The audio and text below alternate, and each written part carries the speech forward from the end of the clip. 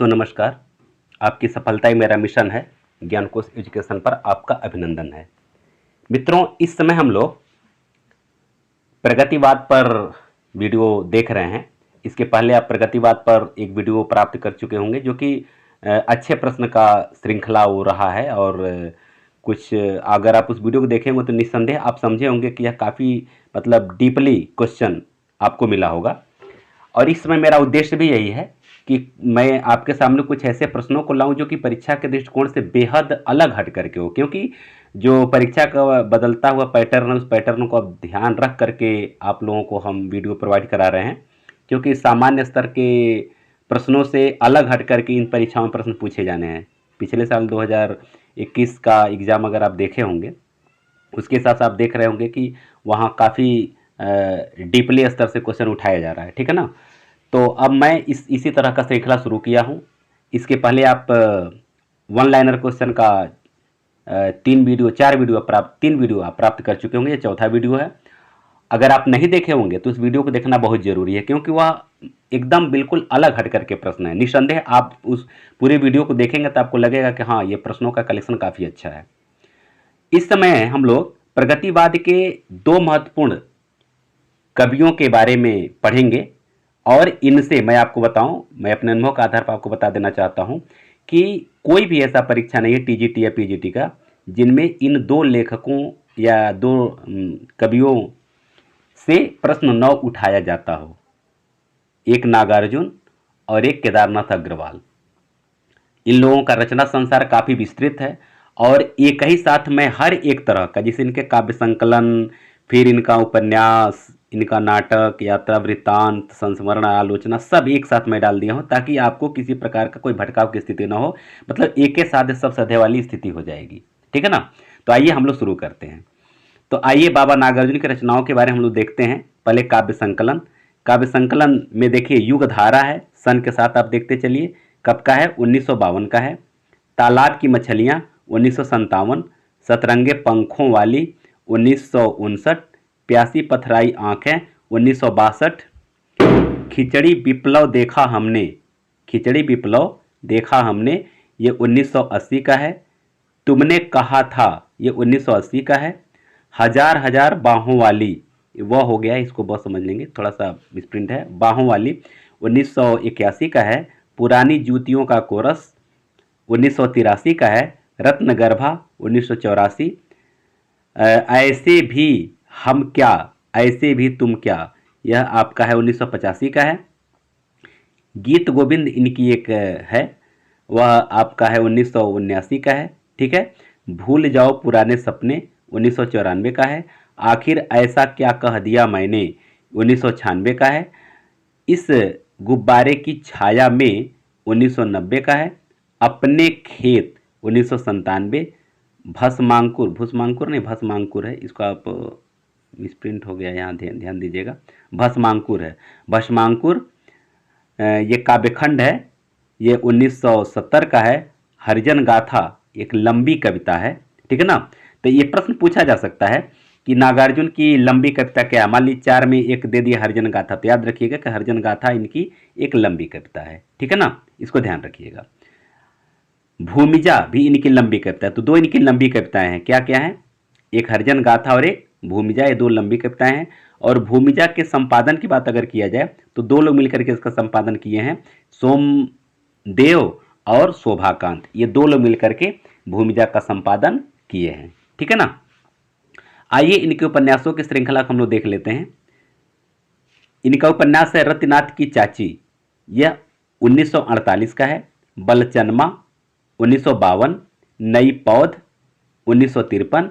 बाबा बटेश्वर नाथ 1954। वरुण के बेटे 1957। दुख मोचन भी 1957 का है। हीरक जयंती या अभिनंदन, यह इनका उपन्यास है, यह 1962 का है। उग्र तारा 1963। जमनिया के बाबा या उमरतिया, ये है इनका 1968 का है। पारो ये 1975 का है। और गरीब दास 1971 का है। तो ये इसमें से उपन्यासों से अक्सर पूछा जाता, तो ध्यान रखिएगा। जिसमें रतिनाथ की चाची, वरुण के बेटे, दुख मोचन उग्रतारा, पारो, ये सब बहुत महत्वपूर्ण हैं, इसको आप इम्पोर्टेंट लगा सकते हैं। यह एक नाटक भी लिखे हैं। देखिए यह जल्दी मिलता नहीं है, इसलिए मैं आपको कहा हूँ दुर्लभ प्रश्नों की श्रृंखला है। अनुकंपा और निर्णय इनका एक ऐतिहासिक नाटक है। जैसे कि ये मूलतः तो ये कवि ही हैं, लेकिन गद्य के क्षेत्र में भी कुछ अच्छा कार्य किए हैं, काफ़ी अच्छा कार्य किए हैं। तो अगर इनकी गद्य रचनाएं दे देगा तो शायद कंफ्यूज आप हो जाएंगे, इसलिए मैं एक ही साथ सब डाल दिया हूँ। तो नाटक इनका है अनुकंपा और निर्णय। यह एक ऐतिहासिक नाटक है। यहाँ दो तरह से प्रश्न बन सकता है कि अनुकंपा और निर्णय किस प्रकार का नाटक है, सामाजिक, ऐतिहासिक। तो इसमें आपको ध्यान रखना होगा कि ऐतिहासिक नाटक है। आइए इनके यात्रा वृत्त के बारे में देख लिया जाए। तो यह यात्राएं भी काफ़ी की हैं और यात्रा वृत्त भी काफ़ी अच्छा लिखे हैं। हिमालय की बेटियां इनका एक यात्रा वृत्त है। टिहरी से नेल्डर ये इनका एक यात्रा वृत्त है। ढोलिंग ये इनका एक यात्रा वृत्त है। महाविहार, आतिथ्य सत्कार, सिंध में 17 महीने। तो यह जो है कि 6 यात्रा वृत्तांत इनका है, इसको आप याद रखिएगा। ठीक है। संस्मरण इनका देख लिया जाए। यह 3 संस्मरण भी लिखे हैं। मैं सो रहा हूँ इनका एक संस्मरण है। 1 घंटा एक इनका दूसरा संस्मरण है। आईने के सामने इनका एक तीसरा संस्मरण है। और तो और आलोचना के क्षेत्र में भी इनका काफ़ी योगदान रहा है और काफ़ी महत्वपूर्ण योगदान दिए हैं। एक व्यक्ति एक युग, यह 1957 का आलोचना है। संपादन का भी कार्य किए हैं, दीपक नामक पत्रिका का संपादन किए हैं। ये अनुवाद भी किए हैं। किसका अनुवाद किए हैं? मेघदूत का हिंदी में अनुवाद किए हैं। ठीक है। जीवनी की बात अगर किया जाए तो इनकी जीवनी मतलब नागार्जुन जी की जीवनी बाबूजी के नाम से, किस नाम से? बाबूजी के नाम से शोभा कांत ने लिखा। मतलब ये जीवनी नहीं लिखे, मतलब इनके ऊपर जो जीवनी लिखी गई है उसका नाम है बाबूजी और ये शोभा कांत ने यह लिखा है। ये याद रखिएगा। ठीक है। चलिए, और पत्रहीन नग्नगाछ यह मैथिली भाषा का काव्य संग्रह है। ठीक है ना। और इस पर सबसे बड़ी बात कि साहित्य अकादमी पुरस्कार मिला हुआ था कब? 1968 में। तो याद रखिएगा कि नागार्जुन जी के किस रचना पर साहित्य अकादमी पुरस्कार मिला हुआ था। तो पत्रहीन नग्नगाछ पर मिला था। किस भाषा का है? तो मैथिली का है। कब मिला था? तो 1968 में मिला था। आइए हम लोग इनके महत्वपूर्ण पंक्तियों को थोड़ा सा देख लिया जाए। आओ रानी हम ढोए पालकी, यही है राय जवाहरलाल की। इनकी यह एक पंक्ति है। आओ रानी हम ढोए पालकी, यही है राय जवाहरलाल की। यह जवाहरलाल नेहरू पर व्यंग किया गया है। ठीक है ना। तो यह दो तरह से पंक्ति पूछा जा सकता है, यह पंक्ति किसकी है और किस पर व्यंग किया गया है।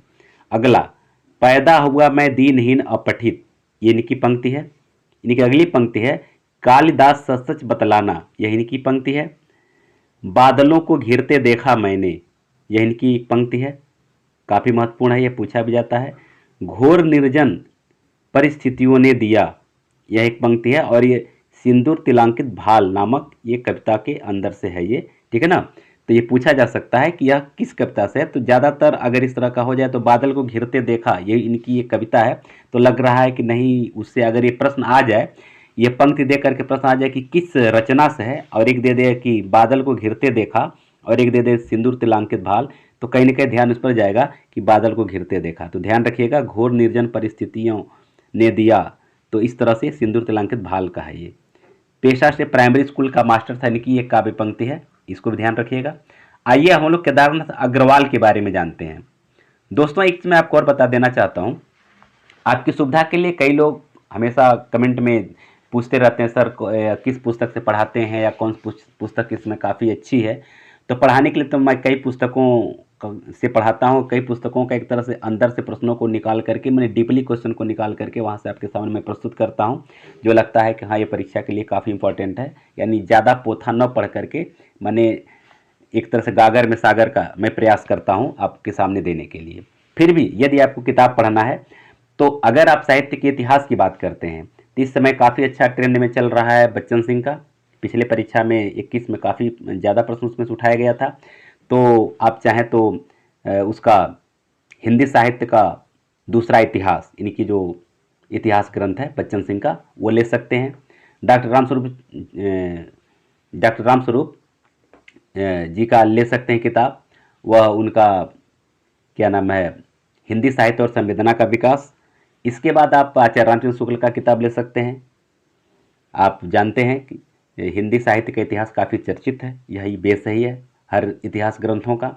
अगर व्याकरण की बात करें तो डॉक्टर वासुदेव नंदन अग्रवाल की व्याकरण का पढ़ सकते हैं, और या फिर कामता प्रसाद गुरु का तो बेस है व्याकरण का, वो सबसे इम्पोर्टेंट है, वहाँ से काफ़ी अच्छा प्रश्न पूछा भी जाता है। तो ये दो किताब व्याकरण के लिए काफ़ी अच्छा है। और अगर एक तरह से यूँ कहा जाए गागर में सागर, माने एक ही बुक में ज़्यादा कुछ अगर पढ़ना है तो इस समय काफ़ी अच्छी बुक है गोविंद पांडे की, और सरस्वती पांडे की बुक है, काफ़ी अच्छी है। इन सभी बुक्स का लिस्ट या लिंक मैं डिस्क्रिप्शन बॉक्स में दे दिया हूँ।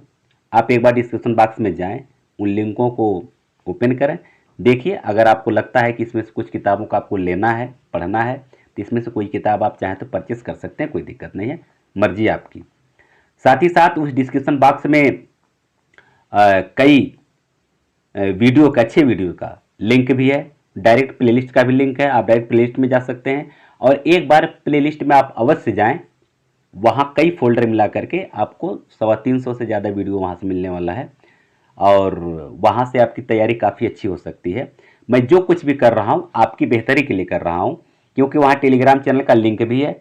यदि आप जो मैं पीडीएफ बनाया हुआ हूँ, जो आपके सामने जो वीडियो मिल रहा है, इसका अगर प्रिंट आउट लेना चाहते हैं तो सीधे पीडीएफ को मैं अपने टेलीग्राम चैनल पर डाल देता हूँ, वहाँ से आप चाहे तो प्रिंट आउट निकाल सकते हैं, चाहे वहाँ से डायरेक्ट पढ़ाई भी कर सकते हैं।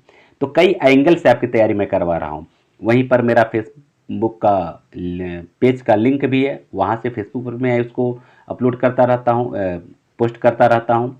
टेलीग्राम चैनल पर मैं जो वीडियो डालता हूँ उसका लिंक भी मैं डाल देता हूँ। तो बहुत तरह से आपकी तैयारी मैं करवा रहा हूँ, यानी कि बस मेरा प्रयास है कि आप बेहतर से बेहतर तैयारी करें और 2022 का एग्ज़ाम आपकी मुट्ठी में हो, बस मेरा उद्देश्य यही है, ठीक है ना। चलिए आगे बढ़ते हैं। तो हम लोग आते हैं केदारनाथ अग्रवाल के बारे में थोड़ा सा जान लेते हैं। इनका जन्म जो हुआ था 1 अप्रैल 1911 को हुआ था, ठीक है ना।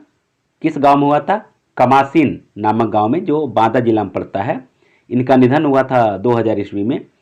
इनके पिता का नाम हनुमान प्रसाद था, जिनका एक उपनाम था मान, मान करके उपनाम था। इसी उपनाम से ये रचनाएं भी करते थे, कविताएं भी लिखते थे। और इनके पिताजी का यानी कि हनुमान प्रसाद जी का जो इनकी रचना है मधुरिमा, मधुरिमा इनकी एक रचना है जो इनके पिताजी हनुमान प्रसाद जी की रचना है, और यह मान उपनाम से ये कविताएं लिखते थे, इसको आप जान लीजिएगा। केदारनाथ अग्रवाल को छायावादोत्तर कविता का पंत भी कहा जाता है। एक प्रश्न यहाँ से आपका बन सकता है कि छायावादोत्तर काल की कविता का पंत किसे कहा जाता है, तो है केदारनाथ अग्रवाल। अगर केदारनाथ अग्रवाल की कविता की बात किया जाए, इनकी प्रथम कविता, तो इनकी प्रथम कविता छाया है, जो 1921 में प्रकाशित हुई थी। अगर इनके उपनाम की बात किया जाए तो इनके परिवार का कवि कहा जाता है, और या प्रकृति का कवि कहा जाता है। इनका दो उपनाम है, परिवार का कवि या फिर प्रकृति का कवि, दो उपनाम इनका है, तो इसको आप याद रखें। आइए इनकी रचनाओं के बारे में हम लोग जानते हैं। इनकी काव्य रचना है युग की गंगा, कब की है? 1947 की। नींद के बादल 1947 की है। आग का आईना 1970 का है। देश विदेश की कविताएं, ये भी 1970 का है। ये पांच नंबर नहीं है, देश विदेश की कविताएं ये इसे समझिए, बाकी नंबरिंग आप देख लीजिएगा। देश विदेश की कविताएं 1970 का है। लोक लोक और आलोक ये 1957 का है, ठीक है।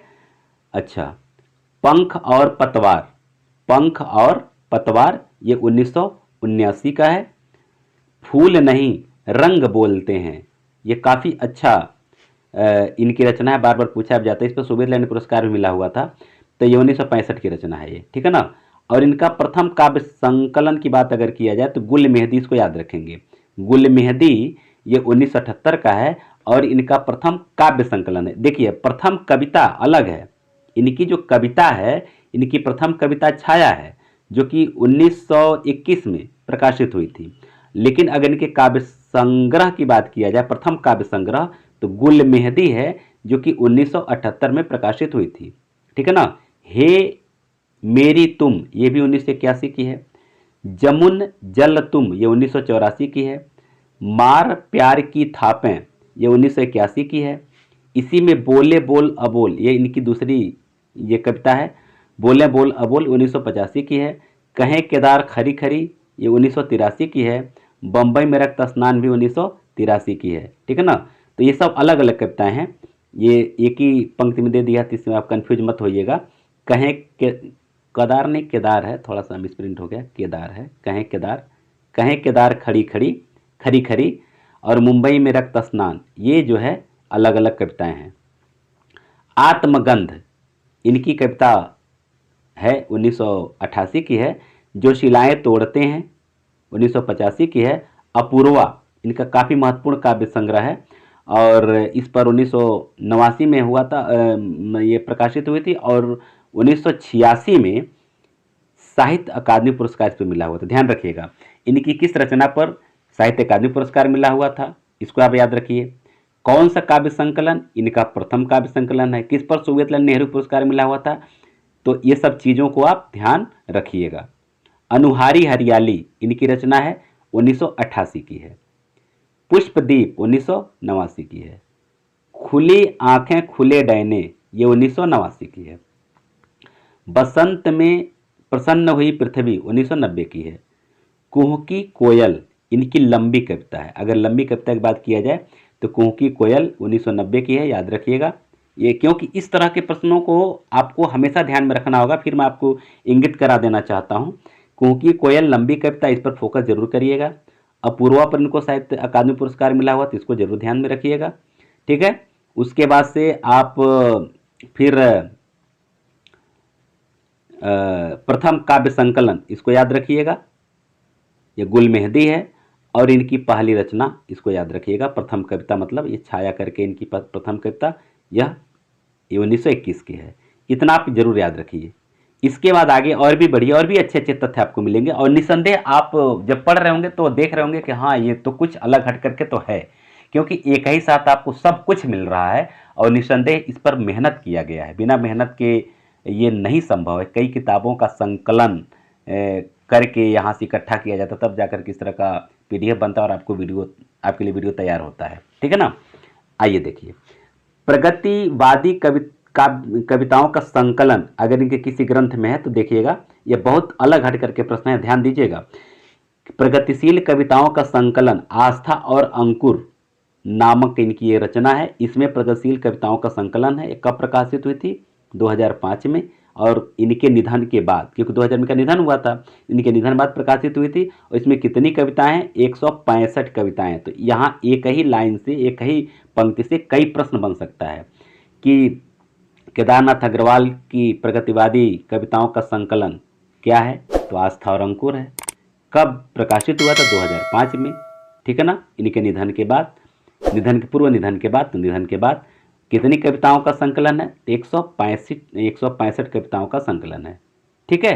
चलिए आगे बढ़िए। हे तुम मेरी यह एक कविता है। यह इनकी पत्नी को संबोधित है। अपनी पत्नी को संबोधित करके एक कविता लिखे हैं और इसमें 40 कविताएं, कितनी कविताएं हैं, 40 कविताएं हैं। जैसे हे तुम मेरी, एक खिले फूल से, समुद्र में है वह, तुम भी कुछ हो, ये सब इस तरह की कविताएं हैं। 40 कविताएं हैं। अपूर्वा में कितनी कविताएं हैं, देखिए एक एक लाइन बहुत ही शानदार है और एक पंक्ति आपका एक बहुत शानदार प्रश्न बन सकता है, ध्यान रखिएगा। तो अपूर्वा में 62 कविताओं का संकलन, इसको जरूर याद रखिएगा। अपूर्वा में 62 कविताओं का संकलन है। हे तुम मेरी में 40 कविताओं का संकलन है। आस्था और अंकुर में 165 कविताओं का संकलन है। ठीक है। आइए, मुख्य बिंदु कुछ इस तरह से हैं। न बुझी आग की गांठ, ठीक है ना, समय बदला, मरमाहत है, धरा इरा है, जहान को बाहर, कर्म को भीतर छिपाए और जीने का दुख। ये जो है कि कुछ महत्वपूर्ण तथ्य हैं। अब आइए देखिए इनके उपन्यासों के बारे में। इनका उपन्यास है पतिया, इनका उपन्यास है 1985 का। बैलबाजी मार ले गए, यह अधूरा उपन्यास है, याद रखिएगा। बैलबाजी मार ले गए इनका अधूरा उपन्यास है और पतिया इनका जो है कि उपन्यास है। निबंध संकलन देख लिया जाए। इनका पहला निबंध संकलन है समय समय पर, 1970 का है। विचार बोध 1980 का है। विवेक विवेचन 1981 का है। यात्रा वृत्तांत देखिए, बस्ती खिले गुलाबों की, बहुत इंपॉर्टेंट है, पूछा भी जाता है, इसके पहले पूछा जा चुका है। बस्ती खिले गुलाबों की 1981 का है ये यात्रा वृत्तांत, ठीक है ना। और कुछ प्रसिद्ध कविताएं इनकी है, क्या हैं जो पूछी जाती हैं। केन किनारे, आज नदी बिल्कुल उदास थी, चंद्र गहना से लौटती बेर, माझी न बजाओ बनाओ बंसी, बनाओ नहीं बजाओ है, माझी न बजाओ बंसी, यहाँ नौ को जो कर लेंगे, नौ को जो कर लेंगे, बजाओ बंसी, माझी न बजाओ बंसी, ठीक है। विशेष तथ्य और भी इनको देख लिया जाए। केदारनाथ अग्रवाल आरंभ में छायावादी कविताएं लिखते थे और बाद में प्रगतिवादी कविताएं लिखने लगे, यानी प्रगतिवादी हो गए, यह अच्छा तथ्य है। कहें केदार खरी खरी में पूंजीवादी खतरों से सावधान किया गया है तथा डॉलर के खतरों से भी सचेत किया गया है। और इसमें डॉलर, आप समझ रहे हैं कि हमारा भारत जो है कि डॉलर से जूझ रहा है, डॉलर का खतरा आज भी मंडरा रहा है, तो ध्यान रखिएगा, यह आज के बहुत पहले केदारनाथ अग्रवाल ने कह चुका था, ठीक है ना। आगे, हे तुम मेरी जमुन जल तुम, यह पत्नी पर आधारित काव्य है, ठीक है ना।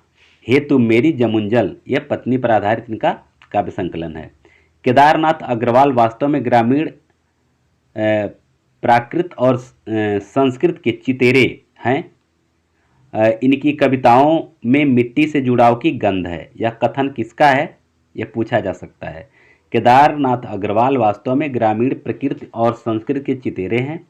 इनकी कविताओं में मिट्टी से जुड़ाव की गंध है, यह कविता है, यह कथन है अज्ञेय का। किनका है, अज्ञेय का। इनका कहानी देखिए, तापहारिणी कहानी है इनकी, असमर्थदाता कहानी है, काया पलट है, गमता, मनोरंजन का टैक्स, विषम ज्वर और हीरक जयंती। कहीं कहीं मिसप्रिंट है तो आप कमेंट करके आप बता सकते हैं, उसको मैं जब पीडीएफ डालूंगा तो सुधार करके डालूंगा। कहीं के जहाँ मिसप्रिंट है मैं सुधार करके डालूंगा। तो जो कुछ भी है कहीं कोई दिक्कत नहीं है और आपकी तैयारी काफ़ी यहाँ से अच्छी हो सकती है। अब आज इतना ही, इसके बाद हम लोग मिलेंगे अगली वीडियो में। लेकिन जाते जाते एक निवेदन है, यदि आप इस चैनल से बिल्कुल कंप्लीट तैयारी करना चाहते हैं टीजीटी पीजीटी का या किसी भी कॉम्पिटिटिव एग्जाम का जो हिंदी से संबंधित है, तो आप इस चैनल को सब्सक्राइब कर सकते हैं। और मेरा मेहनत सार्थक लग रहा हो, वीडियो अच्छा लग रहा हो, आपके हृदय को छू रहा हो, तो इस वीडियो को लाइक कर लीजिए और अपने दोस्तों को शेयर कीजिए। चलिए फिर हम लोग मिलते हैं अगली वीडियो में। आप सबको बहुत बहुत धन्यवाद।